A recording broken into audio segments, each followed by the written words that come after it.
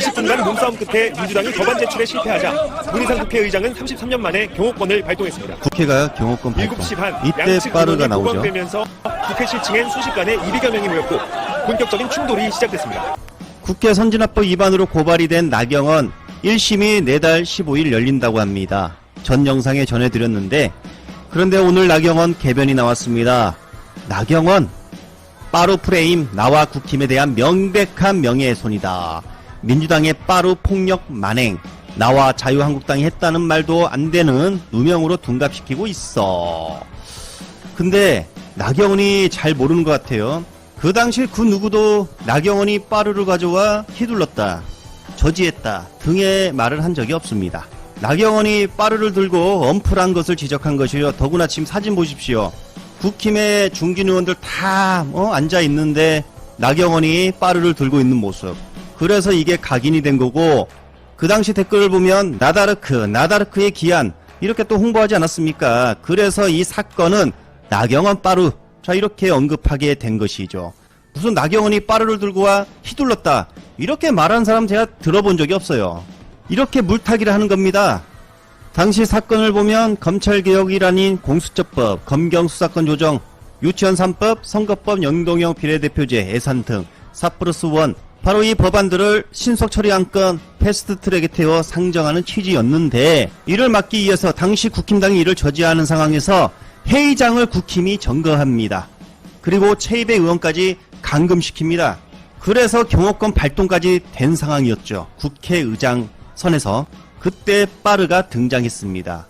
이후 나경원이 빠르를 가져와 자 이렇게 엄플을 했습니다. 너무나 이게 각인이 됐기 때문에 나경원 빠루, 자 언론들이 나경원 빠루, 자 이렇게 계속 말을 하다 보니까 나경원 빠루 사건, 이렇게 해서 나경원이 독점이 된 것이죠. 이 사건의 핵심을 물타기 위해서 피해자 코스프레를 하고 있는 것이죠. 핵심은 바로 국회 기능을 마비시킨 국회 전복 사건입니다. 자, 이 사건은 엄연히 국회 선진화법 위반인 것입니다. 심지어 최입의 의원 7시간 감금도 했습니다. 그래서 개인적인 생각을 말하자면 판사가 매수가 되지 않는 이상 나경원의 의원직 박탈은 기정사실이다. 다시 이야기를 돌아가서 나경원이 이렇게 발끈하며 말한 부분, 바로 민주당의 김현 의원이 방송에서 했던 말 때문인데 들어보겠습니다. 사실은 이분이 지금 6년째 재판을 받고 있지 않습니까? 나경원 의원이 선진화법 위반 빠루 네. 그래서 그런데 사실 5선 간사는 그거는 이례적인 일입니다. 그렇죠. 예, 그러니까 오로지 여당을 견제하기 위해서 투입하는 건데 본인이 그걸 맡아서 하겠다라고 하는 것 자체도 사실은 좀 어불성설이고 재판이 어떻게 될지는 모르겠지만 이것도 봐주기 재판인데요. 법사위에 들어가면 사실은 이해충돌 소지도 매우 크죠. 본인 재판이 진행되고 있기 때문에. 네. 전 국민이 다 아는 선진화법 위반이 장기적으로 지금 재판 계류 중에 있는데 간사를 맡는 것 자체가 스스로 기피해야 되는 거라고 봅니다. 예. 도대체 나경원이 어디에서 발칵했는지는 포착하지 못했습니다. 아마도 국회 선진화법 위반 그리고 이 재판 지연됐다, 이 부분에 대해서 발칵해서 나를 향한 빠루 프레임 선전성동하고 있다, 자 이렇게 말을 한 것으로 보여요. 쪽팔려서 어떡하나, 오늘 김은혜가 발칵했다고 합니다. 쪽팔려서 어떡하나 볼까요? 성남 분당을 김은혜 지역구에 이런 플랜카드가 놓였습니다. 쪽팔려서 어떡하나, 우리 동네 국회의원 쪽팔려서 어떡하나. 자, 플랜카드를 놓고 국힘 김은혜 그리고 민주당 충돌이 있었다고 합니다. 제가 볼 때 김은혜는 대국민 사과를 해야 되지 않나. 자, 바이든 날리면 보도한 MBC 기자들 12명, 자 12명 불송치 되었다고 합니다. 한마디로 혐의 없음 종결이 났어요. 다시 한번 들어봐 주십시오. 국회에서 승인 안 해주고 날리면 이라고 되어 있습니다. 날리면이라는 말 있잖아요. 그 말은 언제 나오게 된 거예요?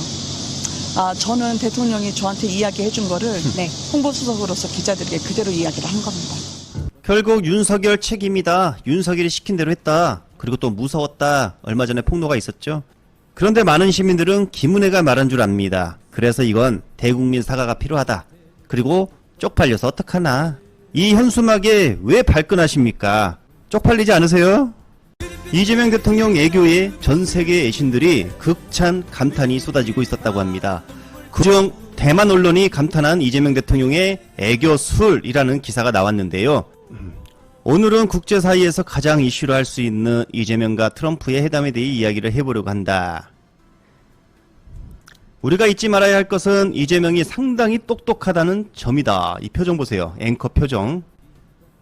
정확히 핵심을 찔렀거든요. 그는 이미 트럼프가 쓴 거래의 기술이란 책을 읽었다고 했어요. 사전에 충분한 준비를 하고 트럼프를 만났다는 것입니다. 그가 말하는 모든 과정들을 보면 정말 감탄이 나옵니다. 이제 패널이 말하고 있고요. 말을 할 때 늘 자신의 마음속에는 국가가 있을 뿐이지 자기 자신은 없다는 느낌을 받았어요. 자, 자신이 어떤 스타일인지 뭐든 말하면 되지만 그는 모든 것을 국가를 위해 말합니다. 따라서 저는 이런 이유로 다른 나라의 지도자들도 모두 이재명 대통령을 배워야 한다고 생각합니다. 저 역시 이재명 대통령에 깊이 감탄했어요. 지금 여기 출연한 패널들이 모두 감탄을 했다고 합니다. 이미 준비가 된 사람이라는 느낌을 받았어요. 이게 다만 미국을 대하는 준비뿐만 아니라 이미 대통령이 되기 위한 준비를 한 사람이다 라는 느낌을 받았습니다. 그는 트럼프가 노벨 평화상을 원한다는 것을 알고 있어요.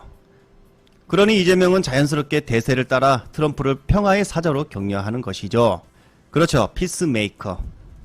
이건 단순한 아부가 아니라 만약 트럼프가 북한에 가서 김정은을 만나기를 원한다고 한다면 그러면 한국은 내부에서도 자연스럽게 친미파를 비롯해 북한에 대한 유화적인 조치들이 나올 것이다. 이건 완전히 이재명의 정치적 이익에 부합되는 것이 아닌가요? 그러니 그의 아부나 마지노선을 깨는 그런 것들은 전부 다 사전에 충분히 시뮬레이션을 해본 것들이다. 트럼프는 대놓고 말하는 성격이라 이재명이 보잘것 없었으면 바로 욕을 했을 텐데 같이 중국에 가자고 말하잖아요. 정말 똑똑한 사람입니다. 이곳은 정강훈 집회인데 정강훈 집회에서는 윤석열 수호 구호가 사라졌습니다. 플랜카드를 보더라도 독재 정권 타도 그 어디에도 윤석열을 지키자 이런 구호는 사라졌습니다. 그래서 윤석열 수호를 외칠 때보다 인파는 더욱더 많아진 것 같은데 그래도 뭐 얼마 안 되죠. 확실히 윤석열과 거리 두기를 하는 것은 맞는 것 같습니다. 이것만 보더라도 사실상 윤석열은 끝났다. 윤석열 지지율과 윤석열을 뒤에서 밀었던 제일 큰 단체가 바로 정강훈 집회인데 그 어디에도 그 어느 말에도 윤석열을 지키자 이런 말은 전혀 나오지 않았다. 이것은 서울구치소 윤석열이 있는 곳이고요. 해가 떨어졌는데도 인파는 지금 보이는 게 전부로 보입니다. 하나, 둘, 셋, 넷, 다, 열, 일곱, 여덟, 아홉, 열, 열하나, 12명 정도 보이네요. 이게 뭐죠?